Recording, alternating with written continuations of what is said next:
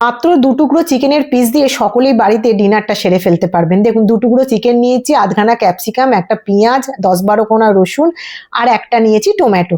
এবার গরম মশলাগুলো দিয়ে দিলাম তেলের মধ্যে, আর পেঁয়াজটাকে একটুখানি চপারে ঘুরিয়ে নিয়েছিলাম দিয়ে, আর মিক্সিতে কিন্তু চিকেনটা পেস্ট করে নিয়েছিলাম দিয়ে সমস্ত কিছু নাড়াচাড়া করে বেসিক সমস্ত মশলা, হলুদ গুঁড়ো, জিরে গুঁড়ো, লঙ্কা গুঁড়ো, আদা, টমেটো পেস্ট সব দিয়ে ঢাকা দিয়ে নুন দিয়ে নাড়াচাড়া করে ওপর থেকে একটুখানি কাশ্মীরি লঙ্কার গুঁড়ো দিয়ে দিলাম। ব্যাস এইবার ধিমি আঁচের মধ্যে এটাকে কষাতে থাকবো। গ্যাসের ফ্লেমটা কম করে ঢাকা দিয়ে দিয়ে কষাতে থাকবো। কষাতে কষাতে যখন গন্ধটা মশলার চলে যাবে তখন অল্প একটু জল দিয়ে দিলাম এর মধ্যে, দিয়ে ঢাকা দিয়ে কিছুক্ষণ নাড়াচাড়া করার পরেতে কুচি করে রাখা ক্যাপসিকাম গুলো আমি এর মধ্যে দিয়ে দেবো। ক্যাপসিকাম গুলো ছোট ছোট চৌকো করে কেটে রেখেছিলাম।